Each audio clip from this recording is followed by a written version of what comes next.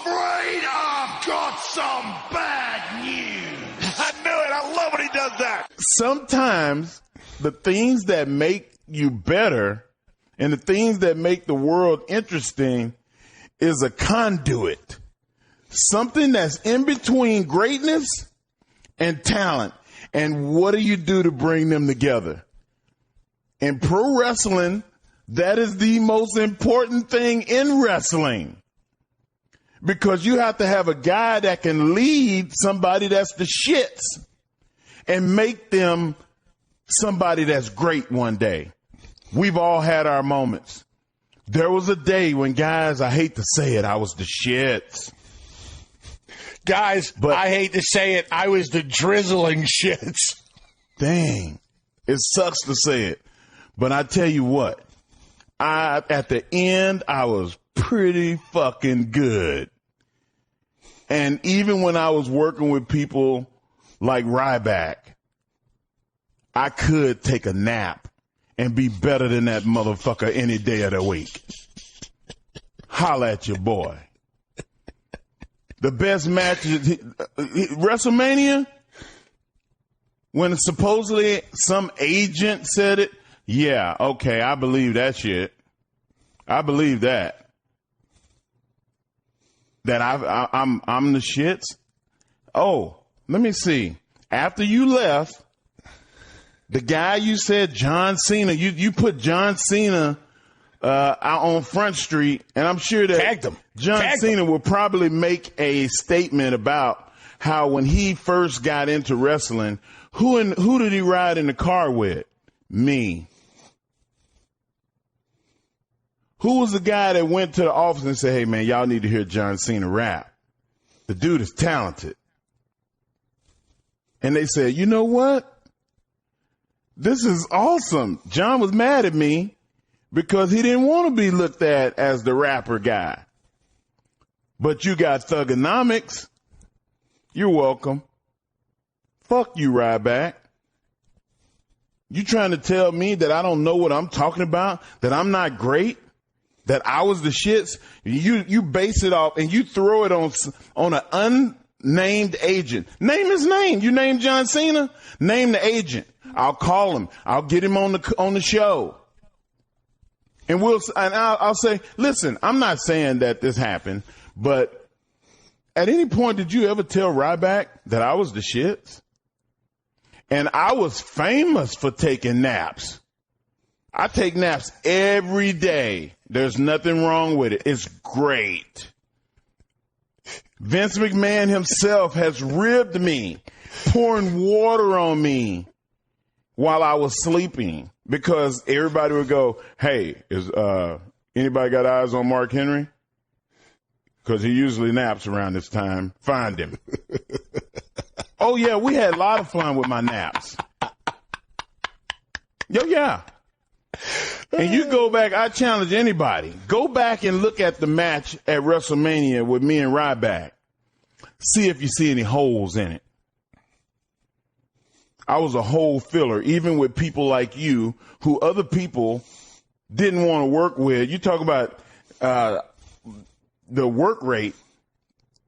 You wanted to get your shit in and think that was getting over. You can post as many videos as you want of you giving me finishes. It's not the real thing. Until you walk up to me and punch me in my face, the world won't know how violent I can be. So when you feel froggy like that, you let me know what plane ticket, where I need to get a plane ticket to. I'll show up for that.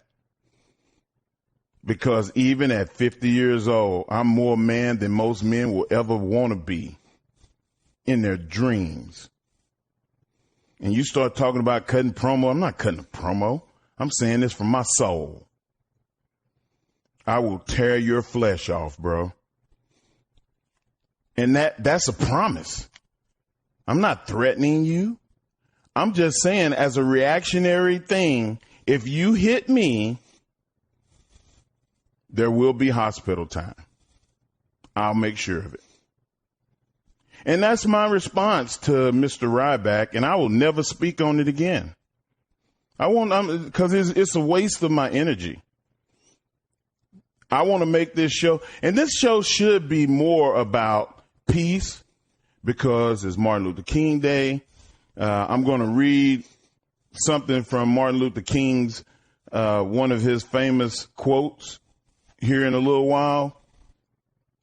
And I'm going to let it go. But I just wanted to take that time to answer, what you said last night. And I'm so glad that you unfollowed me. So now I don't have to see these ridiculous commercials of you peddling bullshit to pay your bills. When you were so great, when you were so good that you didn't hurt people. When you chopped me with them damn gloves on, I used to tell you every time, hey man, you could take scissors and cut that metal bar out of the inside of those gloves, and maybe you won't hurt everybody. And maybe I should tell them how you used to sit in front of Vince's office and beg to change everything because that didn't make you look big and strong. When I never did it. Because I knew I could make chicken salad out of chicken shit. Biggest guy, strongest guy in the company. I lost to Rey Mysterio, the smallest guy in the company. Didn't complain, not one bit. Was an honor, was a privilege. I lost to a guy with one leg, Zach Gowen. Did I complain? Did I say, no, we're changing this?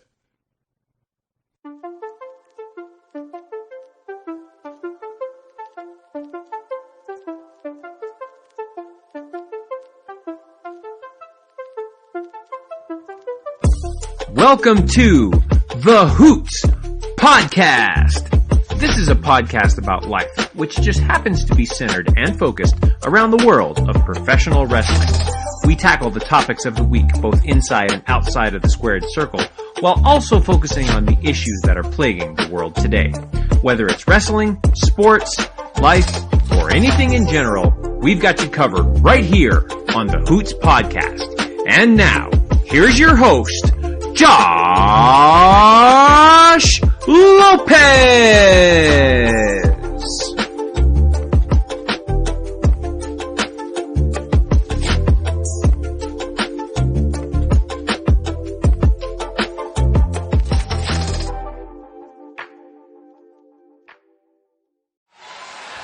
And if that doesn't work, then by God, me and my friend Mark, we're going to stop watching. That's right. Hello, ladies and gentlemen. Welcome to episode 241 of the Hoots Podcast. Hope you guys are having a wonderful week so far.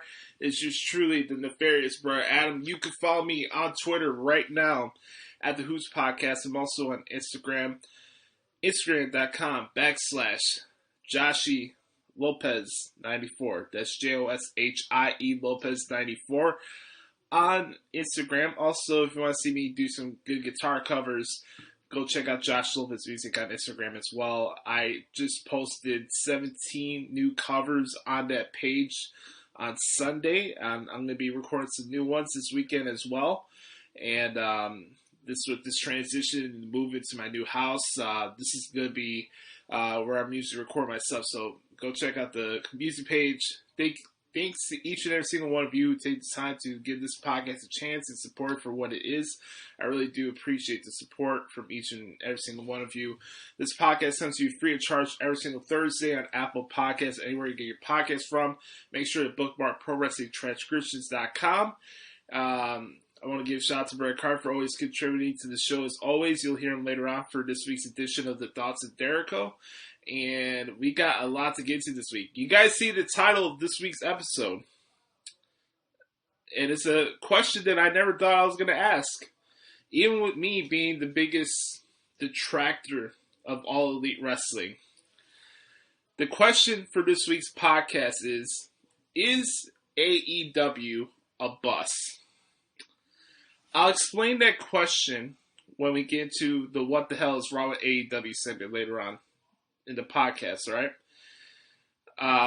I'm also going to be addressing what went down with Ryback and Mark Henry on social media later on in the show as well, because it's a very pertinent issue that's going on through wrestling media, and it's something I think should be talked about on here on the podcast. But first and foremost, before we get to the fun and games, all I ask for you guys as a favor is to subscribe to the podcast so you never miss an episode. Honestly, you don't have to pay a damn thing for the podcast. You just enjoy it for what it is, and it comes to you free of charge every single week. Also, if you use Apple Podcasts, leave us a 4 or 5 star review. It helps expand the reach of the show, and more importantly, I get to gauge on how you guys feel about the show, positively or negatively or anything like that. So please send us some feedback, and we do appreciate the support. So first off, I want to send a couple birthday shout-outs really quick to my Wella. I love you. And also happy birthday to my cousin Dominic, who turned 21 today. So a couple birthday shout-outs out of the way. And yeah, let's have some fun. So as we always do here in the Hoots Podcast, we have a segment called the Good Brothers Q&A. That's a segment where all my friends, family, people that support this podcast, they take time to ask me questions. They send questions to me on Twitter or at thehootspodcast@gmail.com. And I come in here and shoot the shit with you guys. So you guys play such an essential part to this podcast because it's called the Hoots Podcast. Hoots, who don't know what hoots are, is a derivative term to say brother or friendship. This is a brotherhood podcast. I appreciate all my good brothers and good sisters who support this show for what it is. And that's why I carve out the first 30, 40 minutes of the show to answer your questions. So I do appreciate the support that you guys do give this show. It really does mean a lot to me. And it means a lot to Brother Carter as well. So thank you guys. So, and I mentioned this over the last couple of weeks. I've been doing these Good Brother Q&A sessions on Facebook. So for those who are watching live, you can send your questions as well, and we'll get to the fun part. But we're going to start per ritual this week with the Good Brothers Q&A session with the good brother Chris Zaletta. You can follow him at Twitter at xteenzaletta24. X on Twitter. He says right here, "What's up, Oos? Here's some questions for the Q&A this week. Who advances to the Super Bowl?" Well, we always gotta go with context here. Who I want to go to the Super Bowl and who's gonna go to the Super Bowl, right? I want Buffalo to go to the Super Bowl because I just think I think this year they've just resembled like the most inner team, if I could say that, out of any team in the NFL this season. Like, they're just well-oiled from special teams to offense to defense. Sean McDermott's a really good coach. I don't think he gets enough props for how good he is. And I love to see them beat Kansas City, but that probably won't happen. And then when it comes to the Packers and Buccaneers, I put this on Twitter. This damn game's like a lose-lose situation for me. But, you know, in the history of the Super Bowl era, there hasn't been a team, like the host city, their own team has never hosted a Super Bowl that they played in. And I think that's very intriguing, but just how this whole season's went and just how I'm looking at the NFL right now, I don't see any scenario where the Packers are not in this Super Bowl. So right now it looks like we're going to have a State Farm Super Bowl with Aaron Rodgers and Patrick Mahomes, and I'm just going to sit back and I don't know, prevent myself from throwing up. So that's my answer, Chris. I wish I had a better outlook on it, but for me, like, I'm sure it'd be fun games to watch, but me, I really don't care who wins the Super Bowl at this point or who's in it. So, next question: teams to watch in MLB this upcoming year. Well, first off, I'll have to say and this is not being biased. I'm just looking at the roster as it is. I think my Chicago White Sox are going to kick some ass and take some names this season. I also say watch out for the Padres. It looks like they're putting their money where their mouth is, and they're buying all these big name talent. I didn't know San Diego had that much money. So it looks like the front office is not sleeping in San Diego. They actually want to go all out for it, and good for them. We'll see what happens. They got a good squad. I definitely say don't look out for the Chicago Cubs. But as I say that, the Cubs are in such a shitty division. Even with them getting rid of most of their players, they are probably, in some ways, they're gonna find a way to walk into the division title because the Central's is hot garbage. So I wouldn't be surprised if the Cubs make it to the playoffs this year. And let's see what else. He says best QB out of this Manning, Rivers, Roethlisberger class. Oh man, that's a good question. But all three of them have had their peaks and valleys, and then that's the very intriguing part about this question. Legacy-wise, it'd probably be Ben Roethlisberger, just for the fact that he has 2 Super Bowls to boast. But also Eli has 2 Super Bowls to boast about as well.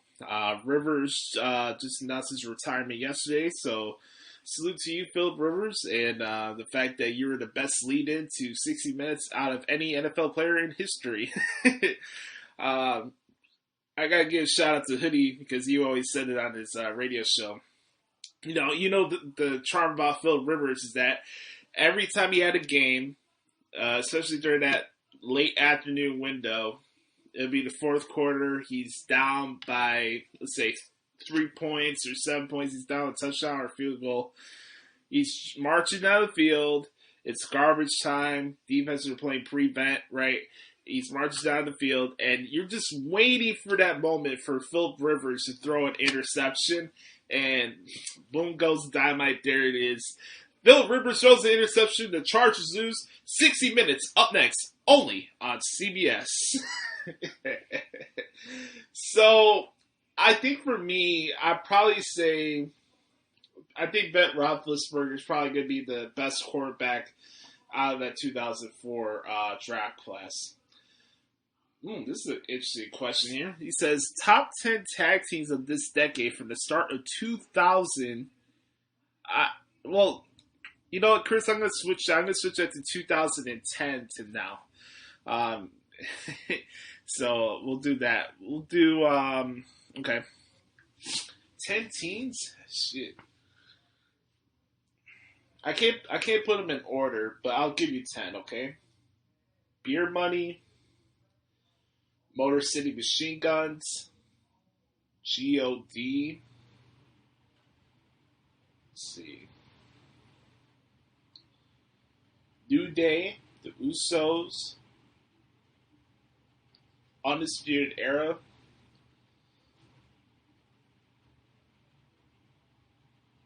yeah, that's a great question.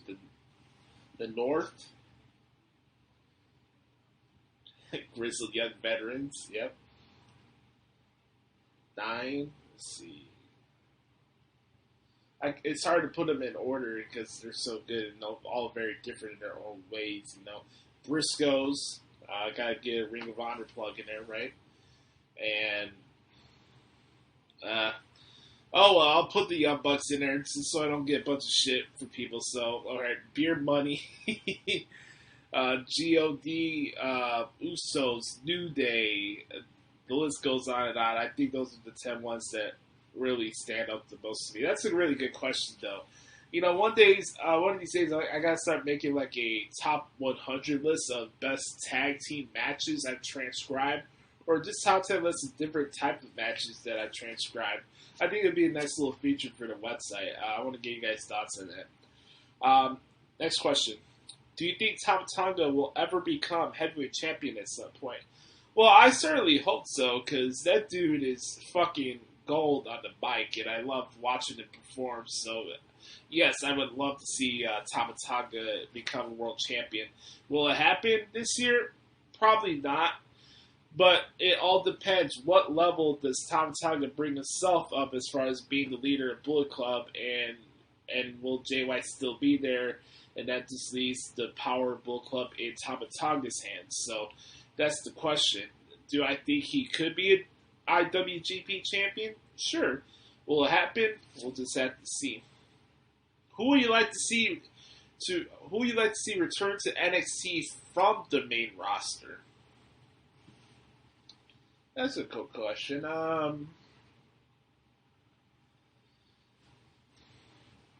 Let's see. I like to see if I can pick out a woman from the Raw or SmackDown roster that I think would be a good fit for NXT right now. I mean, they got enough heels as it is. You know what? Chris, I'd like to see Liv Morgan as a singles performer in NXT. How about that? Plus, you guys know my deal here. More Liv Morgan on my television is best for business. Do you think we'll see Brock Lesnar at the Royal Rumble or WrestleMania? I think we'll see Brock Lesnar at both. My favorite Royal Rumble. Oh, boy. I gotta tell you guys, last year's Royal Rumble is definitely out there as far as one of my favorite Royal Rumbles of all time. Man, to think about it over years, a lot of people say that the Royal Rumble is their all-time favorite wrestling pay-per-view, and I can't blame people if they have that perspective. I think always for me, just being a traditionalist, obviously WrestleMania being the biggest show of all time out of any major marquee wrestling shows that have been produced over the years. But when I look at the Rumble, it's always been something that I've looked forward to as well. So there's always been special ones that stood out to me. I mean, you look at 2006 where Rey Mysterio won the Royal Rumble in Miami. That one was really awesome. Even coming off the heels of Eddie's passing. You look at the Royal Rumble at Madison Square Garden in 2008 where John Cena came back. And during that time, I wasn't a John Cena fan, but just that moment of him coming out and that pay-per-view as a whole was really good too. You know what, Chris? My favorite Royal Rumble pay-per-view is 2000. My favorite Royal Rumble match is 2014. No, I'm kidding. I just want to get you guys' thoughts. No, my favorite Royal Rumble match of all time, for me, is 2001, where Stone Cold won the Royal Rumble for the third time. I just love that Royal Rumble match. Here you go. Here's a good question. Is there any Royal Rumble winner you would go back and change? Well, I don't know about change. I know a lot of people are like, oh, Batista should have won in 2014. Oh, Roman should have won in 2015. I had no problem with Roman winning in 2015. It's really during that time period where I started noticing the fickleness of wrestling fans and how to take certain wrestling fans with a grain of salt. Man, that's a great question because I think for me, I probably would have had CM Punk win the 2011 Royal Rumble and have him start that initial feud with John Cena at that WrestleMania. If you're going to do the thing with The Rock and Punk and Cena, had that all be 3 years. And that's not a slight towards The Miz, who did a great job towards that WrestleMania 27 build. But I think for me, it had to be Punk and Cena going against The Rock. And I think Punk would have been a great guy to win the Royal Rumble. It'd definitely be a better alternative than Alberto Del Canto, who won the Royal Rumble in 2011. So for me, I would definitely say that CM Punk would probably be the only one I would change back in 2011 when they had that big ass 40-man Royal Rumble in Boston. They got to think about doing that again, a 40-man Rumble, because, I mean, their roster is so loaded from top to bottom. I don't know how much time they're going to be able to pull it off, you know? That's the thing. Next question comes from a good brother, Eddie. Make sure to follow him at Twitter at King Edward 15. He says, what is one WWE match you want to see that we haven't yet? I need to see if anybody's done research on this, but there's two of them. One will be Aleister Black against Sheamus, and the second one is Walter, the Ring General, against Daniel Bryan. That'd be the match that I would like to transcribe, if you will. Okay, next questions coming from King Ajar. Yes, make sure to follow King Ajar on Twitter at King Ajar, AJAR. He's a good brother to the show. He says, first question, what is top tier about Charlotte's in-ring work in 2020/2021? Well, I think with context, I think anybody with a rational mind would say that 2020 wasn't Charlotte's best year of her career. When I look at top tier and try to put a perspective on where certain talents are from my point of view, like for me, I'm not one of the like wrestling media members that's tied down to booking and what's this and what's that. I let your overall body of work curtail my perspective on you and what you do in the ring, most importantly. I know a lot of people put character work in storylines on a pedestal above wrestling, but the marquee and why I watch this stuff is wrestling. And even when Charlotte was taking L's and stuff like that, she, in a lot of ways, and why I look at her as the best women's wrestler in the world, is the fact that she's presented as the standard bearer. She's the measuring stick of women's wrestling in WWE. Where people like that or not, she just is. You notice more of a physicality that comes towards Charlotte with her opponents every time she's in the ring. And yeah, you could say, oh, Charlotte gets more time because she's Ric Flair's daughter and blah, blah, blah, blah, blah. But there's another thing when people come to you and start questioning your position. But it's another thing where you notice every time you have somebody in the ring with Charlotte, whether it's a tag team match or a singles match, Charlotte brings more out of her opponents, even if she won the match. For example, I thought Charlotte and Rhea had one of the greatest women's wrestling matches at WrestleMania of all time last year. That was one of my favorite matches for the two-night event for WrestleMania last year. And as a guy who's covered all these other wrestling promotions, I'll put that match against anybody. Now, am I going to say Rhea and Charlotte's match for WrestleMania the greatest women's wrestling match of all time? No.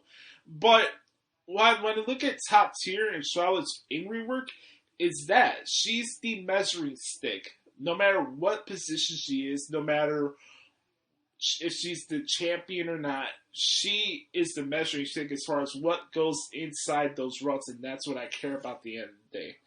It's not about, oh, do I think Charlotte's character is top level compared to Sasha or Bayley? It has nothing to do with that. When I'm analyzing pro wrestling, as far as who I can separate the good ones from the bad ones, it's what you do in the ring at the end of the day. For me, Charlotte, out of everybody, makes everybody better in the ring when she's in there with them. And that's my opinion. Thoughts on Alexa Bliss squashing Asuka? Well, I don't think she squashed Asuka. It's one thing where you have these character shift type of matches that, on the surface, they just ran through Asuka like she's nothing. No. You have somebody in Alexa Bliss who's very talented at what she does, and she's entering this new phase of her career in this character, and her having some momentum to beat the Raw Women's Champion before the Royal Rumble is important. And if it was a squash match, the match would have been 2 minutes long.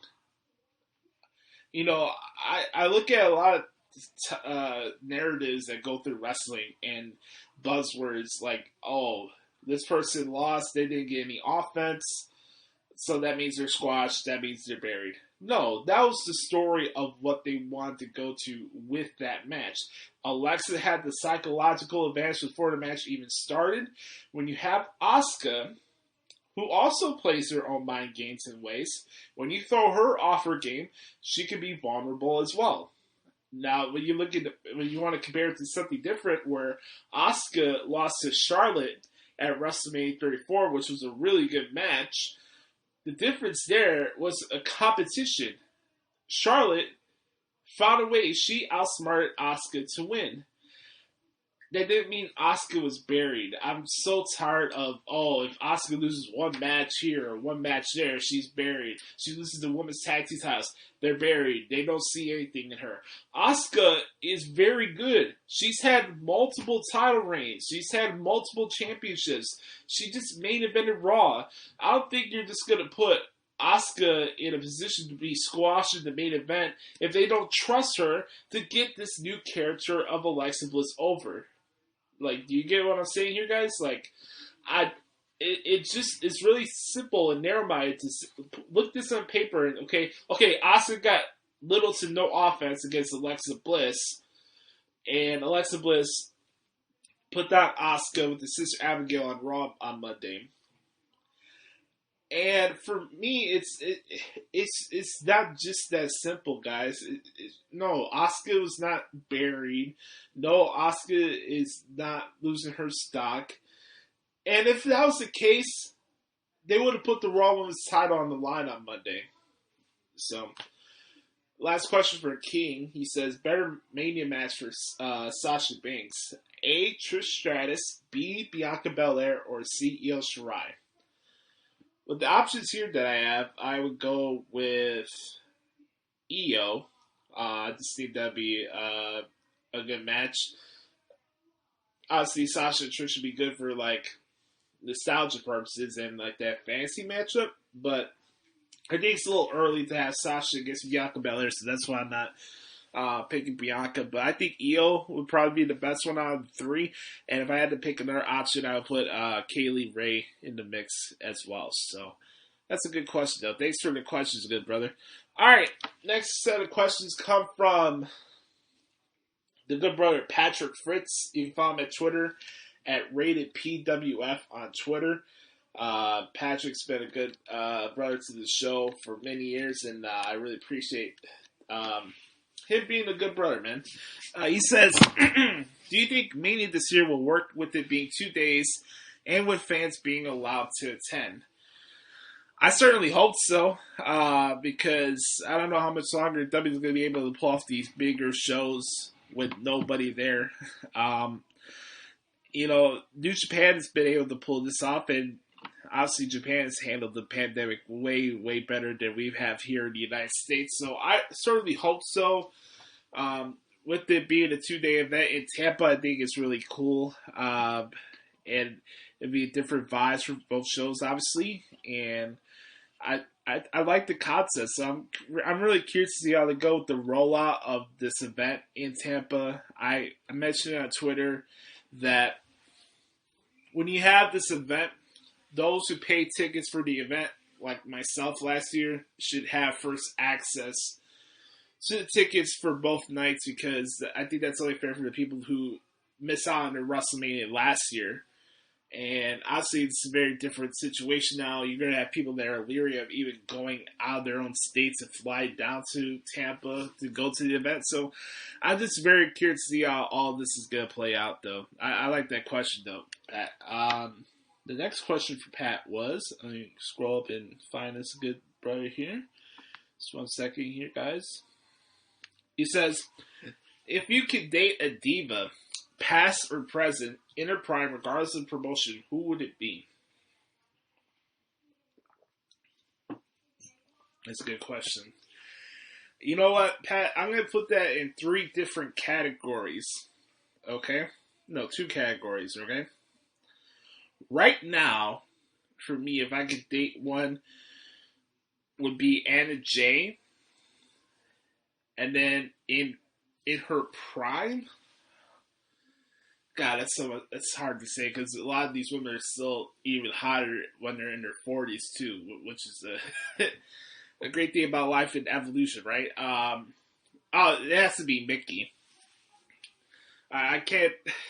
I'd be a hypocrite to come in here and talk about Waterfall and say what I like about this and not mention the first women's wrestler I actually liked. So, Mickey James would be the one as far as the in her prime category. I mean, there's a lot to choose from. Obviously, I've been switching back and forth as far as president between Anna Jay and Paige, but I think Anna Jay gets the number one nod from my opinion there. So.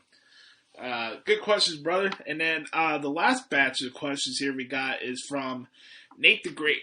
He's at Twitter at Psycho Nagiri. You can follow him at Twitter there. Nate, a good brother of the Pipe Bomb and the Hoots podcast. He says, if you could have superpowers, which would you want to have? Oh, boy. Probably to disappear, the invisibility. I think that would be one I like to have. Do you think there's a logical reason Asuka rarely defends her title? Well, what's logical in pro wrestling? Honestly, what's logical in pro wrestling? I'll tell you this because I see this a lot. Oh, that doesn't make sense. That doesn't make sense. What about pro wrestling makes sense? I mentioned before, I think the women's tag team division, the women's tag team titles serves no purpose to the women of WWE unless they're going to have their own show. I think it gets in the way of the women's title opportunities for both Raw and SmackDown due to the fact that the women just don't have enough time to showcase what they want to do and get all their storylines over and get all their title feuds over when you have so many male performers on the roster. It's just hard to pull that off. Yeah, of course, Asuka should defend her Raw Women's title more. I don't know why that's not the case, but I wouldn't say it's illogical for her that she rarely defends her title. That's just the predicament that she's in right now. She has defended a title, but it's the women's tag team title, and I'll continue to say this. I just don't think there's a need for it. If you're going to have a women's tag team division, you're going to have women's tag team titles, leave it off until you have your own show on the network. I just don't think it does the division, no matter what brand it is, any favors. So, rank your level of fandom for each Chicago sports team, 1 to 5, and what your favorite memory is of that team. That's a good question. Well, rank my level of fandom for each team. Well, obviously, being a Bears fan right now, my level of fandom would probably be at a 4. White Sox 5, Bulls 3, Blackhawks 3, and I think that's pretty much it because I don't watch soccer. So I think for me, being a Bears and White Sox fan, those are the top ones that stand out to me. It just goes back to how I was as a kid. Baseball and football were my main two sports. Honestly, it looks like the White Sox and Bears are going in the opposite directions as far as their teams are concerned, which is unfortunate. But at the same time, I like what I'm seeing from the White Sox, and they're coming out of their final leg of their rebuild, and I'm just really excited for the future of the White Sox, and I'm really curious to see what they do. So, who would you like to see as surprise entrants in the Rumble this year? I don't know if we're going to have surprise entrances, guys. I really don't. And part of me is kind of concerned about the Royal Rumble this year, not because of the matches or anything like that. I think they're all going to be fine in their own way. But for me, I think the atmosphere of the Royal Rumble and the charm of it is having that crowd be there to do the countdown and have that initial genuine reaction with a surprise come out.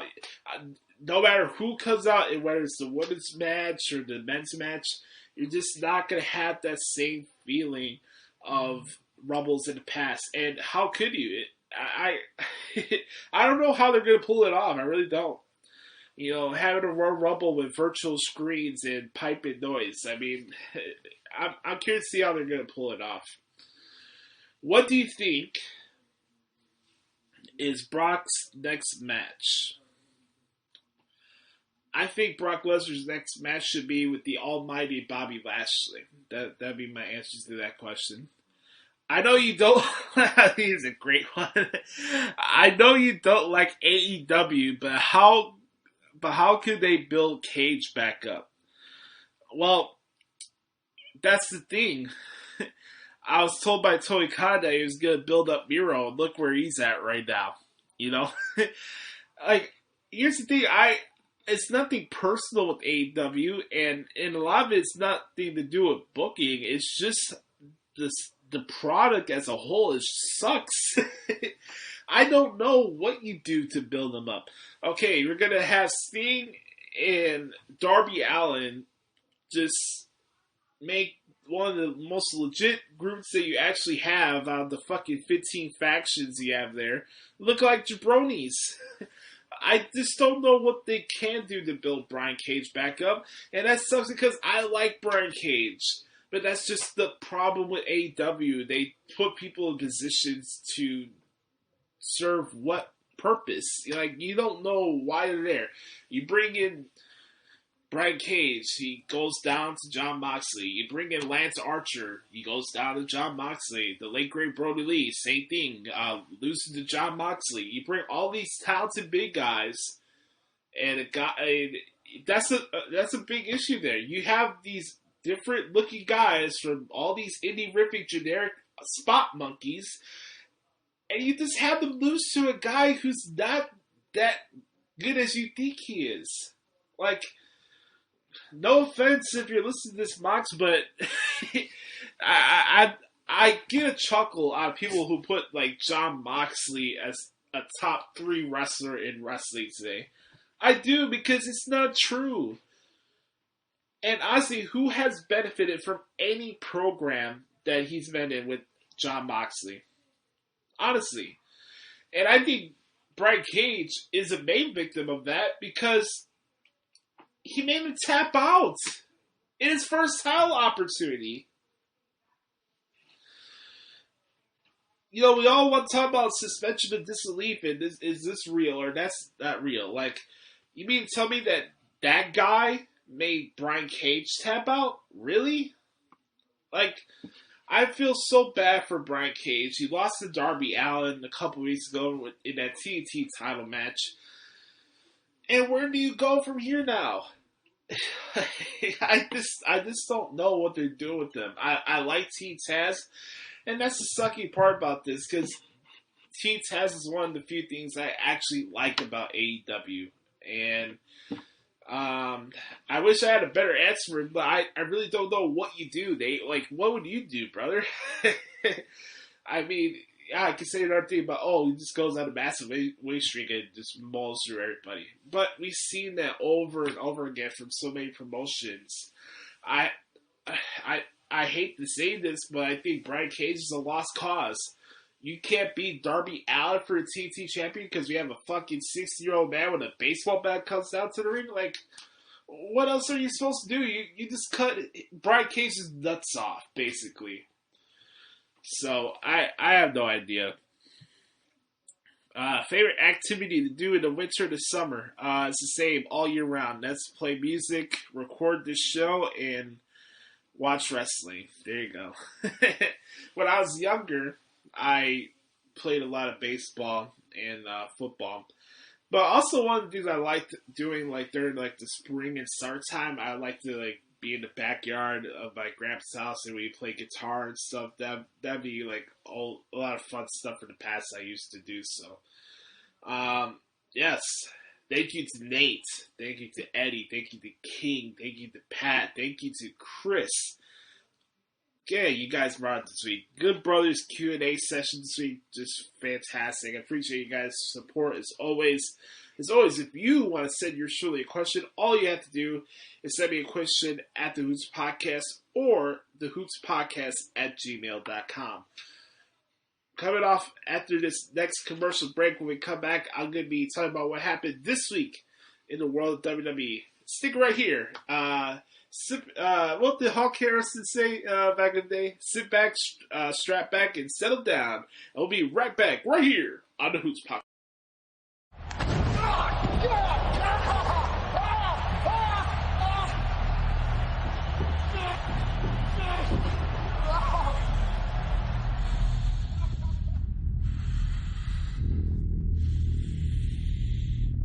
That inescapable feeling of the fire melting my flesh will never go away. If there was any semblance of compassion left in my body, it left as that inferno engulfed my face.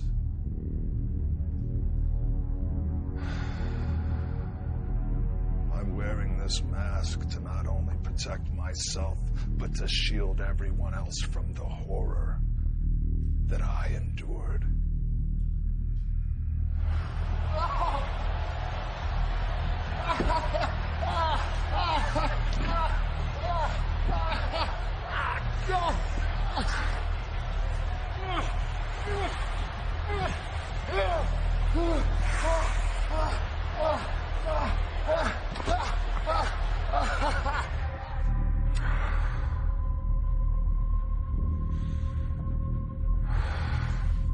Despite the agony I felt that would mortify a lesser man, I consider myself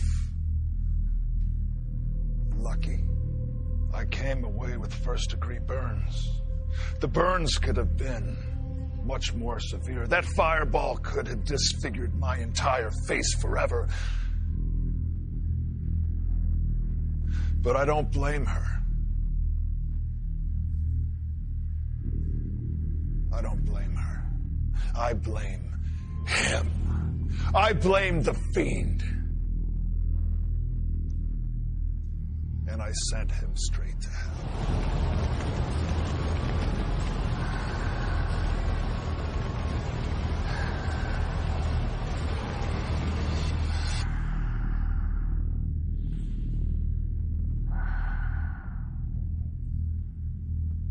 There's no doubt the Fiend is responsible for this.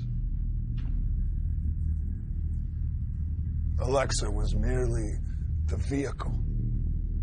And I know exactly what the Fiend wants. He wants to stop me from achieving the inevitable.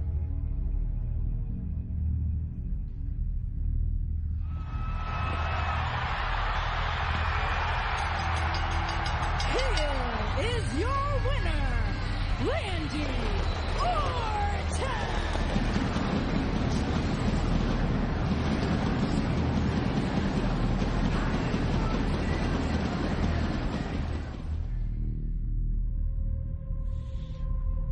I know everyone in that locker room enjoyed seeing my face burnt to a crisp, knowing that their biggest threat may have just been eliminated from competing in the Royal Rumble match, but you could chop off all my limbs and it wouldn't stop me from winning this year's Royal Rumble match. Because despite my sickening affliction, I vow to remain in the Royal Rumble match. I can only compete as long as I can tolerate the pain. But the funny thing is, I enjoy the pain. It fuels my every move.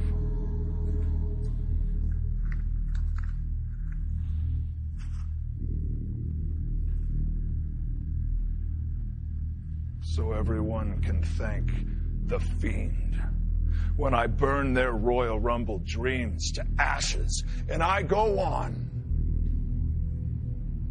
to main event WrestleMania.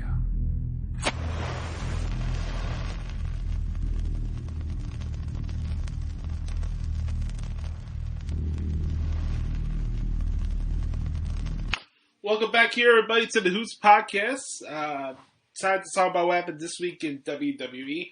We're going to backtrack and start it off with Friday Night SmackDown. And the Tribal Chief of Pro Wrestling, unfortunately, fell for the okie doke. Adam Pearce pulled a 180 on the Tribal Chief and Paul Heyman, and it is official. It will be Roman Reigns against Kevin Owens in a last man standing match for the Universal Championship at the Royal Rumble. Now, Kevin Owens was on Talking Smack with Paul Heyman and had some interesting words to say. If you guys haven't seen that clip, I advise you guys to go check that out. The promo you just heard from Randy Orton is one of the main takeaways I have from the program this week. Anybody, any promotion around the world, male, female, any performer that you are, I want you to take notes from what Randy Orton did. Now, mind you, Randy Orton was wearing a Destroyer-esque mask, and I'm sure people had their little funny jokes and whatever about it, but listen to the context of the words that came out of Randy Orton's mouth this past Monday night on Raw. You want to get yourself over as a heel? You want to have people understand where you're coming from as a character? You want to add nuance and substance and layers to your stories? Listen to what Randy Orton did in that promo. Now, we can always debate and have subjective debates on whether verbiage for this storyline or that angle makes sense or not, or blah, blah, blah, blah, blah. But you listen to what Randy said on Monday, and it hit to the T to everything he's done in the past year. And it's very ironic because it was around this time last year where Randy Orton started to make that switch again and bring back the real Randy Orton out. And I love the promo on Monday. You guys knew how I felt. Randy Orton was the best on the mic and one of the best wrestlers of 2020 last year, and it was not even close. And what Randy Orton continues to do is just top-notch stuff, and something that I hope is remembered when Randy Orton does go to the Hall of Fame, because this is some of the best character work in wrestling I've seen in years. This dude, he's clicking on all cylinders right now. I really don't know what else to say about Randy. He's just that good. I'll mention this really quick when it comes to Monday Night Raw. I thought the show was okay. I didn't think it was great. I didn't think it was horrible either.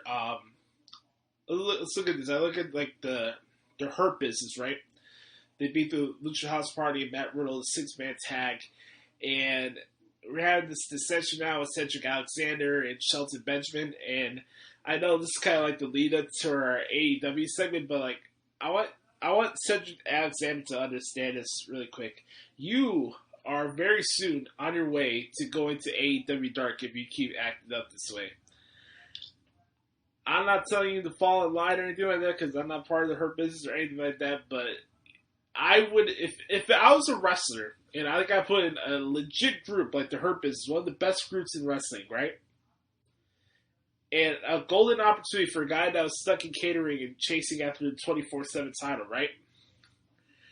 You would think that just because I got a couple victories in a tag team title, that wouldn't get to my head, and that would prevent me, that would cause me to get kicked out of the group, right?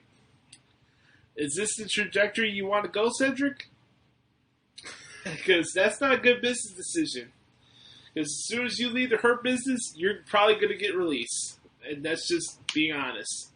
So I hope they have some, I hope there's something where they're playing this out and, you know, Cedric gets back in good graces with the guys. But him trying to act out and him being Prime Alexander, wherever the fuck that is, it's not working, guys. So, I gotta tell you, man, seeing Gilbert on the show on Monday during the Dirt Sheet segment was fucking hilarious. I started crying laughing. I thought that was great.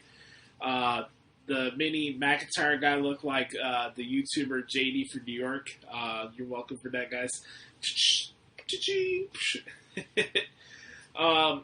Mace defeated Xavier Woods. You know, you look at that match on paper on TV, like, oh, it's whatever, it's Mace. I don't like Retribution. But you kind of need those type of wrestling matches on TV, though, you know? It's not about it being filler. You're having a match where a guy is having an opportunity to showcase what he does in the ring. Yeah, maybe to you, you don't care about Mace, but I'm sure to Mace is the biggest opportunity you can have.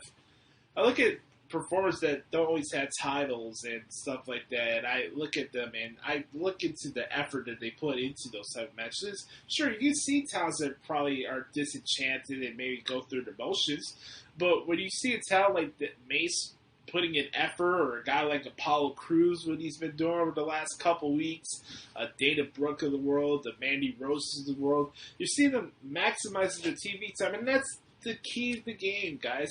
Especially if you're not a hand-chosen performer, or your talent is so super superior to everybody else, like a Sasha Banks. You have to put the extra effort, and it has to show in your work, in your facial expressions, and how you carry yourself in these shows. Because, yeah, you can go through the motions. You can start feeling sorry for yourself. And you get lost in the wayside. But, okay, maybe you, on a particular Joe Schmo wrestling fan, looking at Twitter trying to come up with snarky tweets just to get retweets and likes, may not care about a certain match. But that match would be very pertinent to the future of somebody's career. And that's just the way it is. I look at SmackDown. You have Daniel Bryan Cesaro had a barn burner. That match was fucking awesome. I thought Shinsuke's match with Jey Uso was really good last week on SmackDown. I think overall this week, I think SmackDown was a better show than Raw. We're actually, believe it or not, I think we're 10 or 11 days out for the Royal Rumble as I'm recording this on a Thursday. And I'm really curious to see. Honestly, right now, guys, I have no idea who's going to win the men's Royal Rumble match. No idea. Absolutely no idea.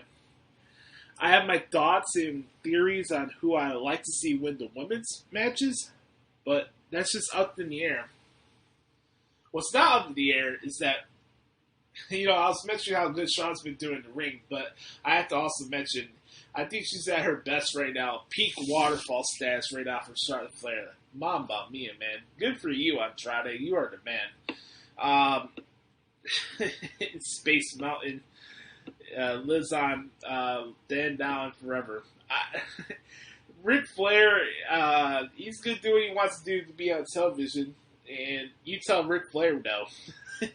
Doesn't matter what the situation is, that dude's going to say no to anything. If you need like a good throwback Thursday video, please go check out the Ric Flair Jay Lethal Woo-Off Fest, because that's one of the funniest segments of all time. Let's see what else stood out to me this week from Raw. I mentioned what happened with Alexa Bliss and Asuka earlier, so we really don't need to rehash that. And that was, I think that was pretty much it for the show. Like I said, I think SmackDown was better than Raw this week. I saw that Sasha's challenging Reginald Thomas to a match, so we'll see what Sasha does with the Circus Soleil wrestler. That's not going to be a long match. Nor it should be, but we'll see what goes down there. King Corbin's story to power to Mysterios. I'm curious to see where that goes. I thought NXT was pretty top-notch last night. NXT... I put it on Twitter. I really appreciate the fact that NXT has match layouts that make sense and don't insult your intelligence and disrespect the referees. We had the start of the Women's Tag Team Classic for Dusty Cup. Freaky Casey Catanzaro. Talk about maximizing your TV time. That reverse Phoenix Splash, whatever the fuck she did on NXT last night, was dope.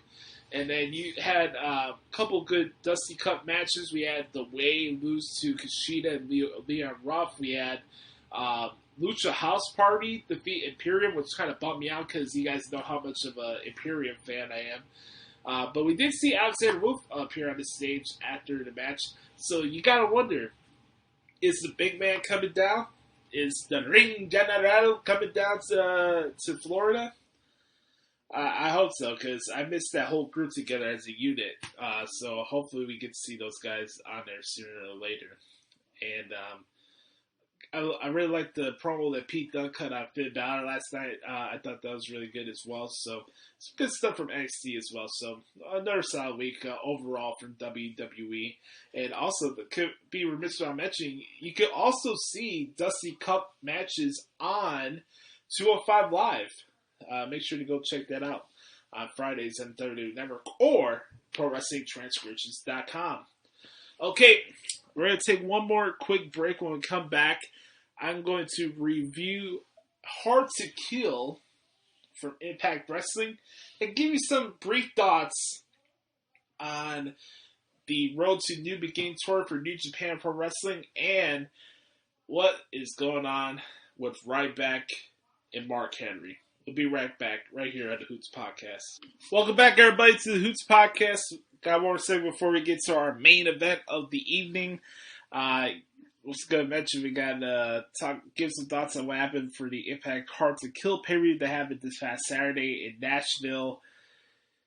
I posted this question out the other day on Twitter. I want to get you guys' thoughts on this. If the announcers are so desperate to tell you about why AEW and TNA working together is such a good thing, 5 weeks in, do you think that's a good business decision, or is the partnership actually working? And I asked this question because we've known this whole thing with AEW and Impact. They got an angle going on with Kenny Olivier and Don Callis and the Good Brothers, right? And it's like, they put this out like it's the Monday Night Wars, like it's the biggest thing ever in wrestling. And I sit back there and I watch these shows, and nothing has changed since that Omega Callis Turner, or that moment where he beat Jon Moxley to become the AEW champion. All I've seen is that Rich Swann has been put in the back burner in favor of Kenny Omega. AEW has more weight and power over Impact, and Dynamite is still Dynamite, and Impact is still Impact. So my question to you is, what has really changed in this partnership?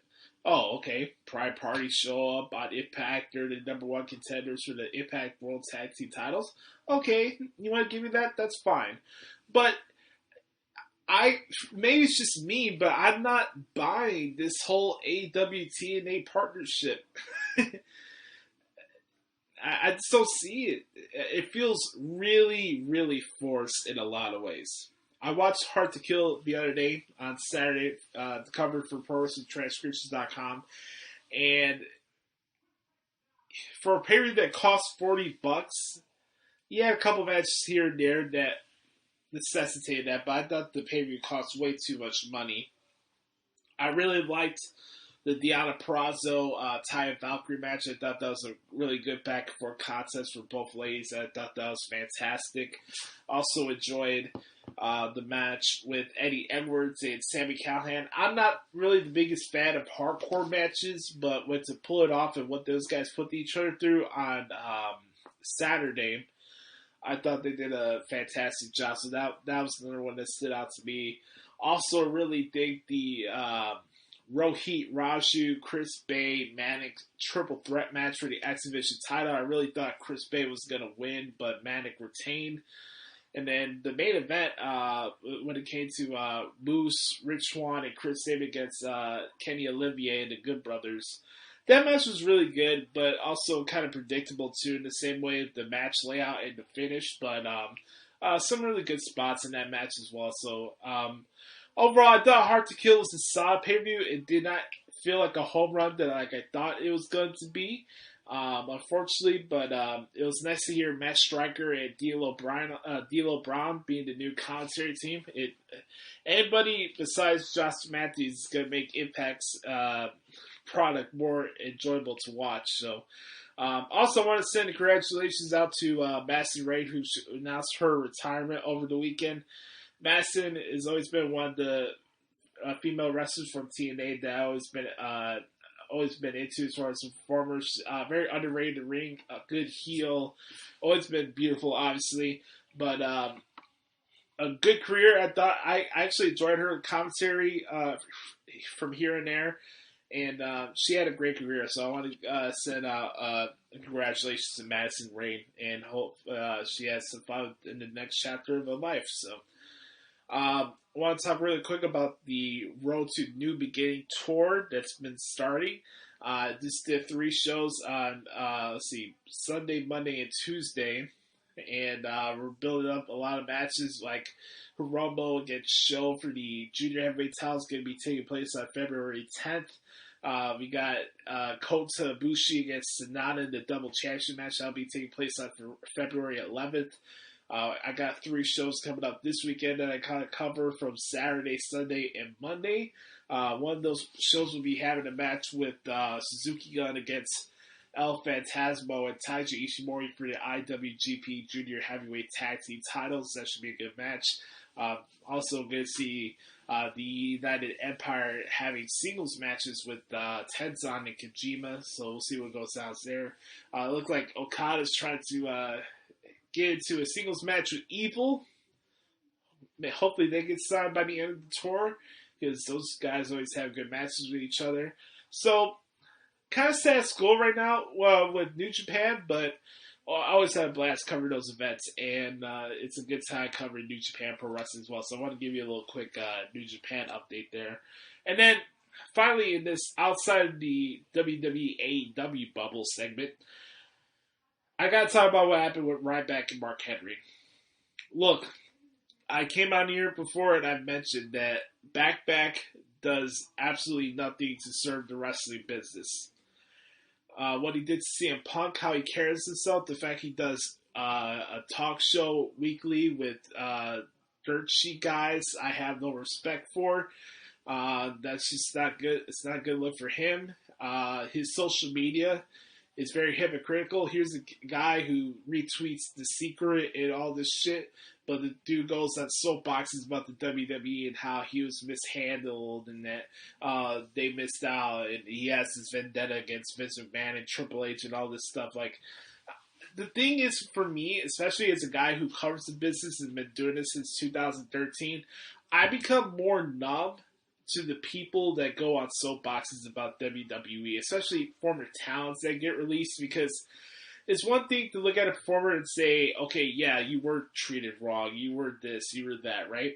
And then it comes to the point where it's so repetitive and it's so frequent, I start to tune him out, you know? That's the thing. Like, Ryback going on soapboxes about how he was held back by John Cena and all of this stuff. At the end of the day, Ryback, you fucking failed. You need to shut the fuck up, you need to go the fuck home, and you need to stay the fuck home. Because you are doing no benefits to the wrestling business besides further damaging it, calling it fake, props, all this bullshit. Ryback, you fucking sucked. Period. You failed. You can't cut promos. Your in-ring work is okay at best.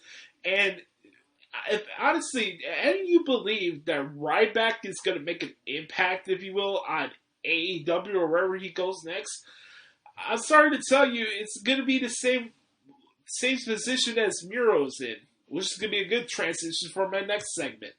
But I have to say this. Big props to Mark Henry for calling him out on his bullshit. Because what Ryback does on social media does damage to pro wrestling. It's guys like him. It's guys like Disco Infernos of the world who go in their fucking soapboxes and say nothing that helps the business grow. It's all about what benefits them and their fucking bruised egos. And I have no respect for Ryback. I don't. Him going on soapboxes like a fucking 15-year-old scorned girlfriend that got dumped by a guy and like, shut the fuck up, dude.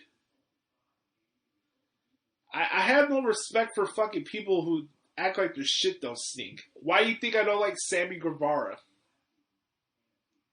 Honestly. So, big props to Mark Henry.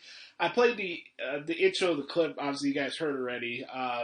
Mark Henry already said what else I needed to say on that topic. So, I just want to give my thoughts on that really quick and get that off my chest because it's been bothering me over the last couple days. Like, Ryback, go the fuck home and stay the fuck home, please, for the love of God. On that note, It's time to get to the part of the show that you all been waiting for. The Restaurant Quality Edition of the best segment in all professional wrestling podcasting in 2021. It's known as What the Hell is Wrong with AEW? And ladies and gentlemen, we're going to start it off with the one and only, the nefarious Brother Carter. The guy with bad takes sometimes. No, I'm kidding. Here's Brother Carter. We're going to start this off in a 3, 2, 1. It's time for What the Hell is Wrong with AEW?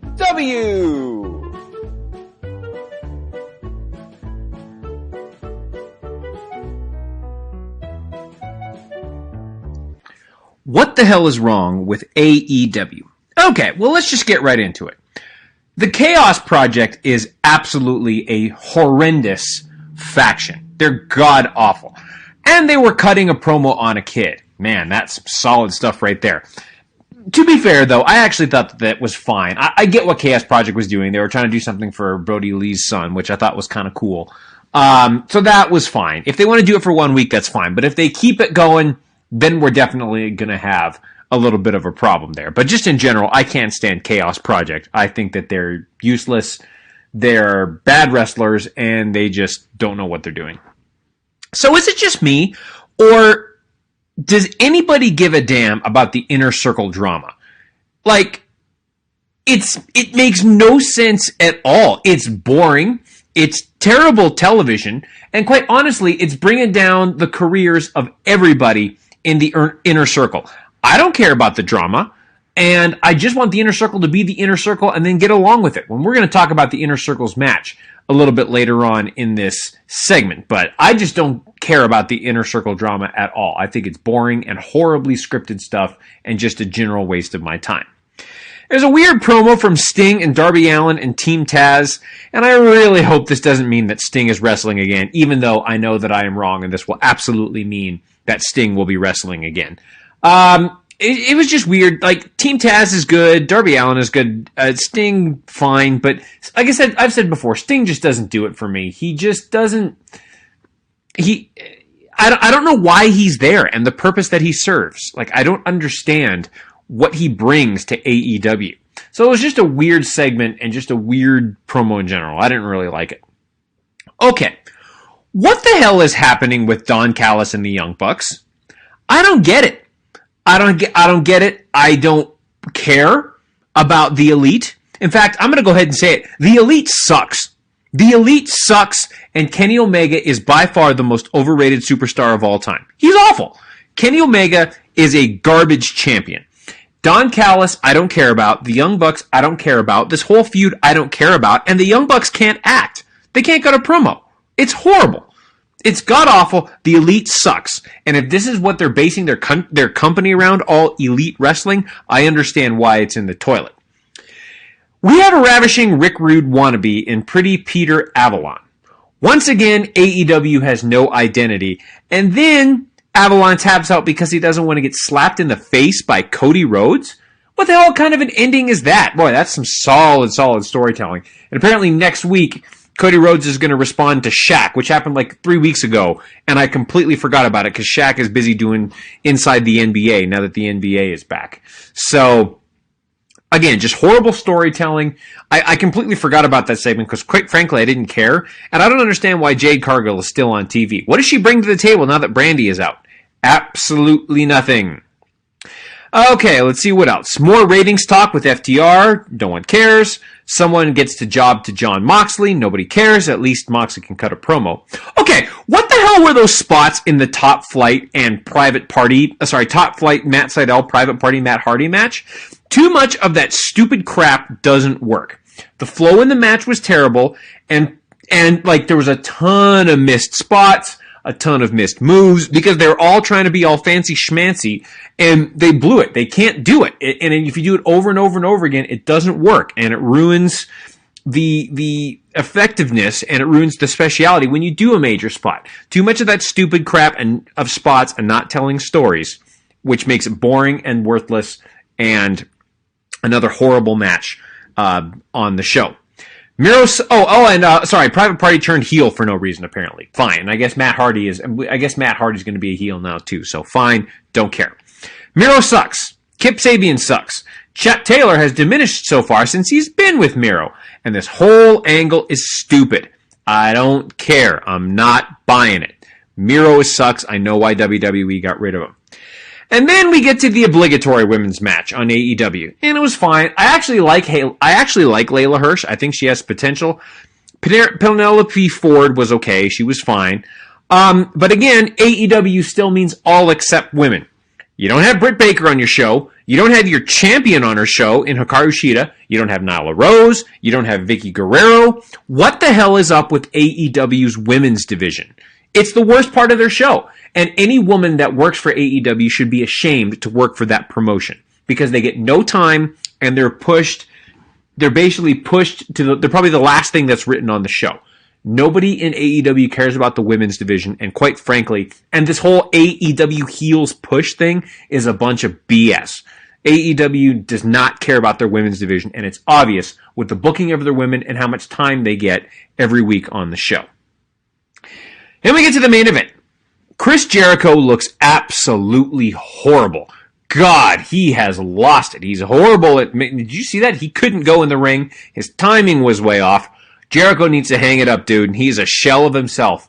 And AEW is making his career go even worse. And AEW is making his career and making himself look worse and worse every single week. Hager was okay. MJF was all right, I guess. Sammy Guevara looked good. I liked his opening spots, or his opening sequence with Jericho. And the best part about the Inner Circle this week was Santana and Ortiz. They look great.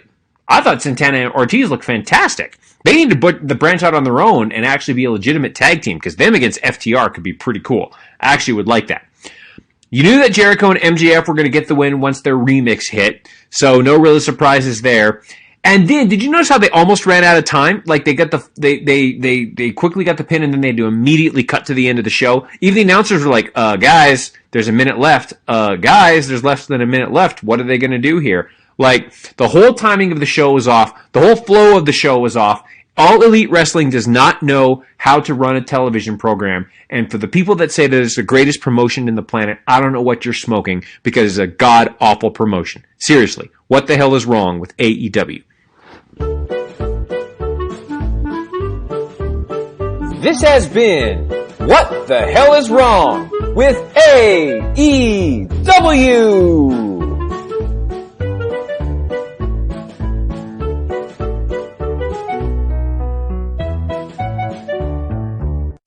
Thank you very much. Thank you very much. Thank you very much, Brother Carter, for the submission this week, as always.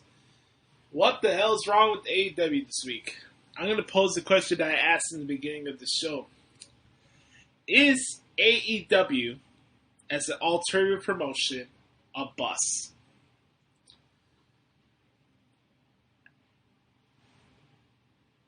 I'm really grasping at the thought of watching a show for 2 hours every week, a show that goes nowhere, a show that's completely rudderless from a formatting point of view and storytelling perspective, a show that has match layouts that a 2-year-old probably written out. Where do I even start with this shit? Let's start with Miro. You know, one of the identities, if there is any, with AEW is that they really love grabbing and latching onto talents that a lot of people on Twitter perceive that were misused or done wrong in WWE, right? So let's bring in Miro. I remember this before the Full Gear pay-per-view where Tony Khan was having this big bravado and going about how WWE abused Miro over for 5 years and all this stuff, and that Tony Khan, the wrestling genius himself, Tony Khan had to rebuild Miro. You know, he's never developed any wrestlers in his entire life, and he's only been a promoter for a year, but he's going to tell all of us that he's going to rebuild Miro. Hey, Tony Khan! Hey, buddy! How's that going so far? Because Miro is in the most irrelevant fucking part of your fucking company. Nobody gives two shits about this wedding that's coming up on Beach Break. Miro, this is the creative freedom you want? Why do you guys think that I laugh when people go on soapboxes about booking and how creative puts a stranglehold on performers? It's because of bullshit like this. You know why there's filters. You know why things go through certain channels to get approved. Because of bullshit that we see on Wednesday nights. That's why. That's not to say that, there shouldn't be an opportunity to work and create and do things on your own without having a governor all the time. I'm not saying that. I believe in artistic freedom, but also at the same time, you also have to be realistic with what you're producing and what you're selling to your audience.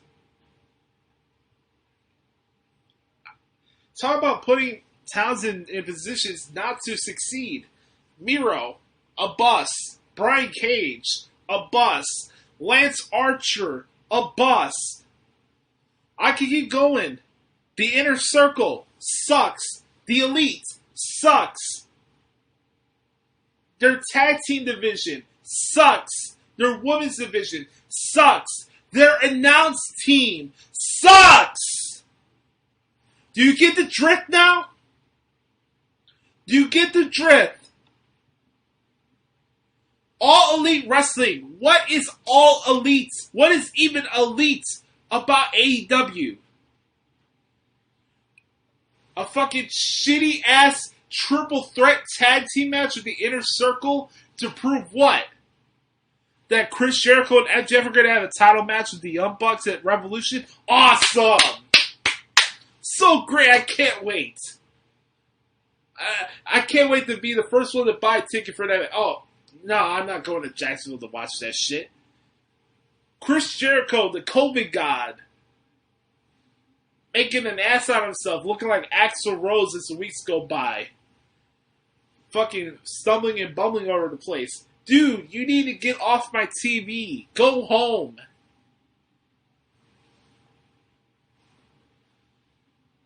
AEW had a really good opportunity to establish themselves as an alternative. And I asked that question, why is AEW, as far as the alternative promotion, a bust? I believe it is because they've lied to you and they spit in your face ever since the inception of this company. They've told you one thing and they've done the exact opposite. And you guys want to hold WWE to the fire for mistakes they make, and you guys put them on a standard and all that stuff. You should do the same thing for other wrestling promotions too. I'm sick and tired of this whole double standard bullshit. Be consistent with your takes. You want to hold WWE to the fire for their storylines and their matches not making sense. You should do the same thing for AEW as well. I really don't care about booking at the end of the day, and when I can see that your matches and your product in the ring sucks, that's a problem.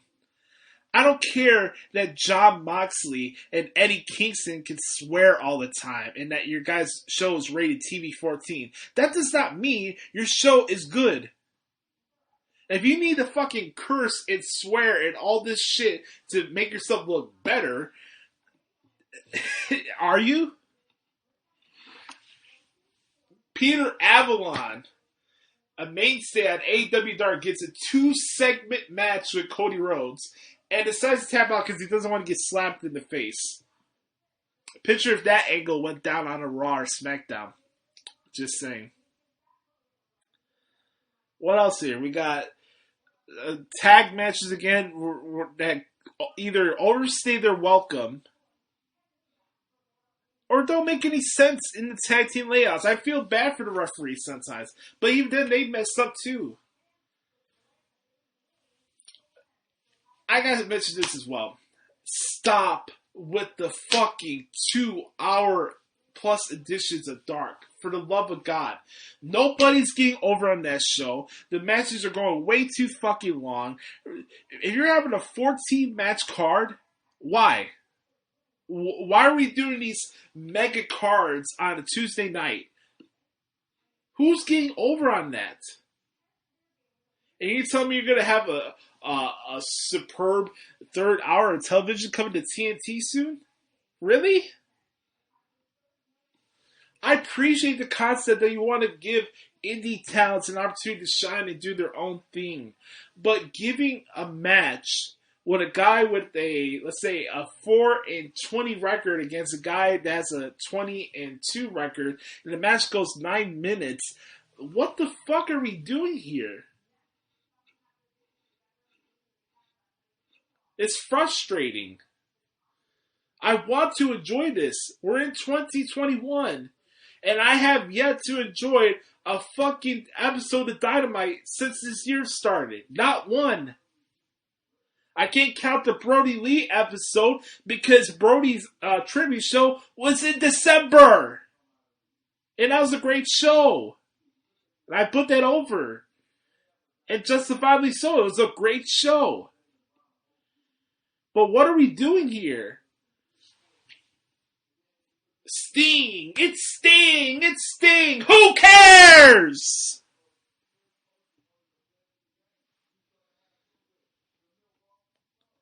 Oh, we got this great partnership with Impact. Who gives a fuck?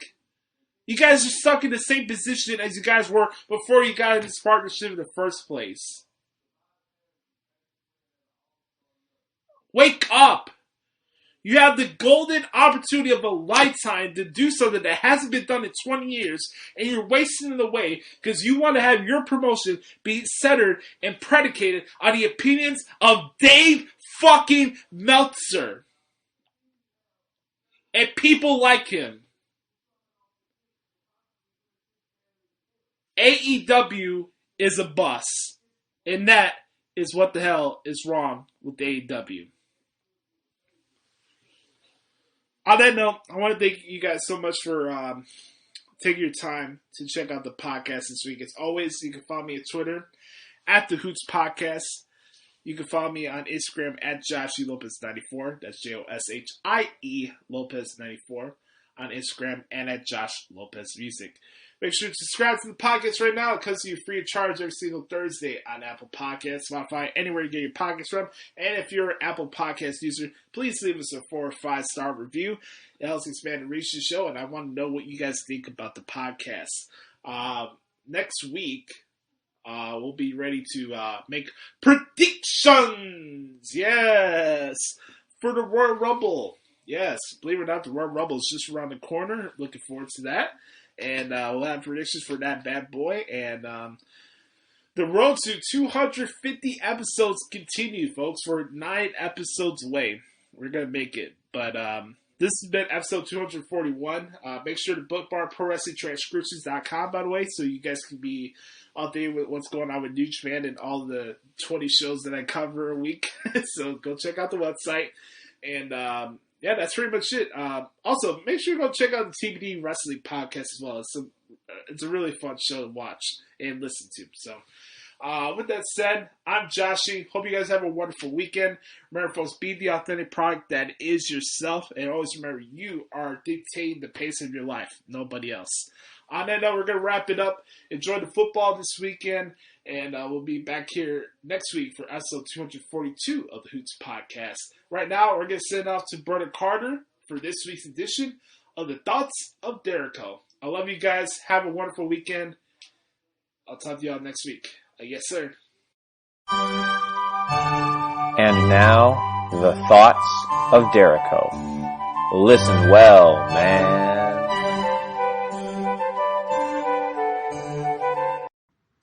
Welcome, welcome, one and all, to what will undoubtedly be the most important piece of audio that you hear all week. It is the Thoughts of Dericho, featuring the one, the only, Brother Carter. Let's get right into it, and I got a lot to talk about this week, especially on Raw. But let's get into SmackDown real quick. Another great show on SmackDown this week. I really like the pairing of Apollo Crews with Roman Reigns. I think that's awesome. It's given some more for Apollo Crews to do. He can learn a lot under Roman Reigns. I really like this pairing, and that could be something that could give Apollo Crews a little bit more momentum getting into his upcoming feud with Big E. That's great. So I love that. I don't think I mentioned this before, but so great to see Sonya Deville back on TV again. I'm okay with her being an executive for right now, but she needs to get back in the ring, kicking ass, and being the dominant female performer that she is. She has championship written all over her, and she needs to be a future SmackDown or Raw Women's Champion, or even NXT Women's Champion. I'd be okay with that. But great to see Sonya Deville on television again. Great to see her back with the company. Billie Kay is hilarious and outstanding. She is wonderful. My goodness, was she hilarious this week with her appearance on the show with Liv Morgan and Ruby Riott. I thought that was hilarious. Out of the two Iconics, I would say she is doing more than Peyton Royce is right now. I love what Billie Kay has done with this. Yet I'm still trying to figure out why WWE split up the Iconics in the first place. I can't figure it out. They work so much better together, but Billie Kay is making the most of it, and it's great, and I love it. There was some terrific wrestling on the show this week. Cesaro and Daniel Bryan put on an absolute clinic in wrestling. What a great match. Cesaro getting the win, of course, but that was a great, great match, and I enjoyed that very, very much. That is what pro wrestling on a wrestling show should be. I loved it. And then, of course, Roman Reigns comes back, and we're going to get Roman Reigns versus KO once again. Upcoming at the Royal Rumble. I liked the whole the contract signing thing. I thought that was cool. That was well done. Cool. You knew Adam Pearce wasn't going to find a way to be in that match, but he faked an injury, or he said he had an injury. KO comes back, and we're going to get him versus Reigns Part 2. It'll be interesting to see what happens on SmackDown this week and how Reigns responds. Switching gears to Raw. Ladies and gentlemen, Ric Flair will always be the man. Woo! I love what he's doing with Lacey Evans and costing his daughter matches. I think it's hilarious. Slick Rick will always be Slick Rick, and he will always be the man. I love it. Not the best effort from Charlotte Flair and Peyton Royce this week. The match was okay. Wasn't there great? Their timing wasn't great. I didn't really think it had a good flow to it. I still think Charlotte Flair is the GOAT, of course, but even the GOATs sometimes don't produce the best. Sometimes, goats don't necessarily produce the best milk. So, it happens. There's a bad batch of milk, from a goat every now and then. So, it happens. But, Charlotte, so didn't really care for that, but Slick Rick was the star of that, and I thought that was great. Retribution needs something else to get them going, and I think they need some pyro, actually. Just their entrance, if you add a little pyro to it, it could make it a little bit more emphatic, but I don't know. Retribution is starting to fall off for me. I'm not going to lie to you. Also, their names, I know they say this all the time, but God, their names are stupid. They're stupid. T-Bar, Mace, Slapjack, it's ridiculous. Call them their real names, please. Call them Dominic Dijakovic. Call them Dio Madden. Mia Yim, all of them, Shane Thorne, call them by their real names. Their names are stupid. I'm going to get to Alexa Bliss in a little bit, because she was next on the show, but she's on a whole other level. I'm going to get to that in a minute. Shayna Baszler needs to dominate the women's division.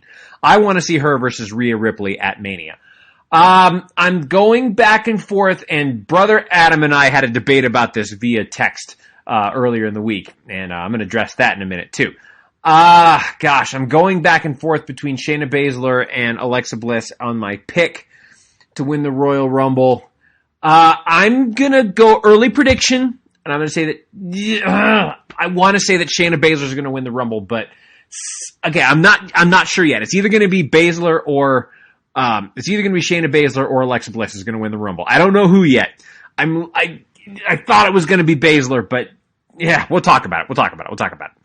Fantastic match with AJ Styles and Ricochet. That combination at the end of the match into the Styles Clash was just brilliant. I love it. I hope we get to see more of Ricochet going forward. I hope he gets to be in the Rumble and has an incredible showing, because I think he could do something great. I love it.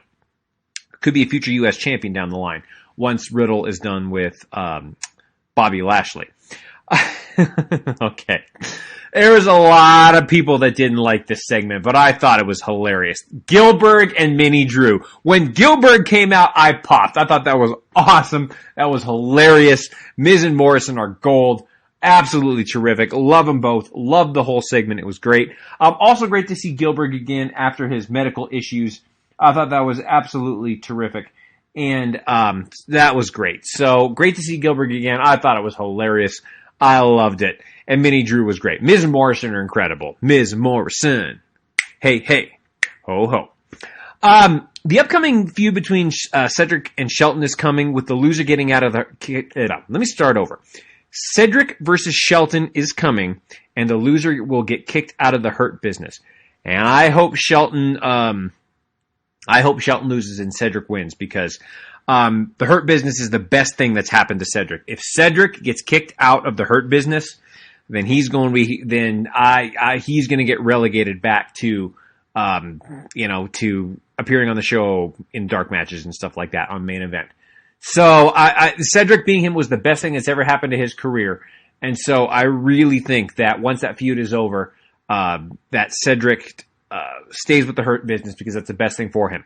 Speaking of which, all three of them work so well together. I love the flow of the Hurt Businesses. They're in a Hurt Business. They're an incredible team. They work so well together. They flow well together. They work. Keep them together. Either get things worked out. Maybe have a new person join and cost one of them the match when the eventual match between Cedric and Shelton happens. But Cedric's got to stay in there because he needs that, man. Okay. Let's get to Alexa Bliss. My God, Alexa Bliss is on a whole nother level. Good Lord, she's fantastic. Sorry, Whew. I don't know that one. Sorry, see, even my speaker and device, when I said Miss Bliss's name, even doesn't know how to handle it, because even she knows how great it is. Wow. She's on a whole nother level. She is approaching Charlotte status for my favorite right now, because my God, that is incredible. The only thing I didn't like about it was that the transformation took place during a commercial break and really wasn't that effective. That part about it I didn't like. I'll be quite honest about that. When we come back from commercial and she's different, it would have been more effective if it would have happened when the lights went out or something like that. That kind of ruined it for me, to be quite honest. So I didn't like the commercial break about it. But what an unbelievable ending to Raw. Alexa Bliss was amazing. Asuka was amazing in the segment before, in the Alexa's Playground, and then getting into the match. Asuka is the perfect pairing for Alexa Bliss. That could be your Mania match. We'll see. I don't know, though, because that's why I think Alexa Bliss may win it, but I think Shayna needs it more than Alexa does. So we'll see. I don't think Alexa needs to win the Royal Rumble. And that's my take. Okay, so, and I'm going to say it, and I'm sure that Brother Adam is going to call me out at some point on his show, but he was saying that I think, it's two completely different things with The Fiend and with Alexa Bliss. Two completely different things. Neither of them need to win the Rumble. I think Alexa could easily get thrown into a title match without a Rumble win. But at the same time, Asuka versus Alexa is the match, unless they want to do a tag match somehow with Bray and Alexa versus somebody, I don't know. But Alexa Asuka for the Raw Women's Championship, it's got to be the Mania match, I think, for the Raw Women's Championship. I don't know. Unless somehow Charlotte's going to get in there. So I don't know. But we will have to see. But what an unbelievable ending to Raw. Alexa Bliss is on a whole nother level. And I think she's absolutely, absolutely, absolutely fantastic.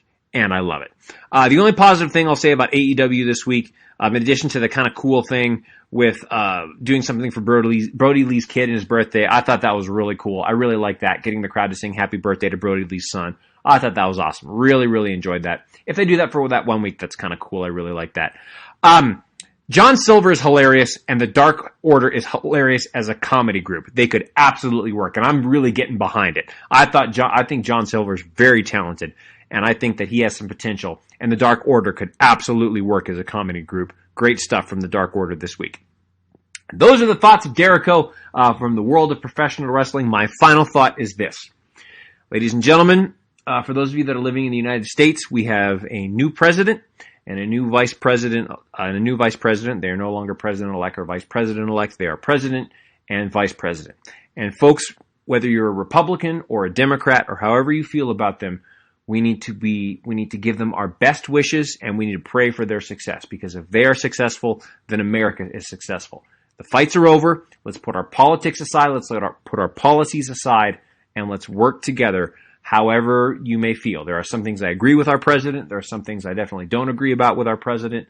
But I wish for him and our vice president and all of our leaders to be the absolute best they can be and to have success in their new roles. And everybody needs to do that, because then we can make America a great country.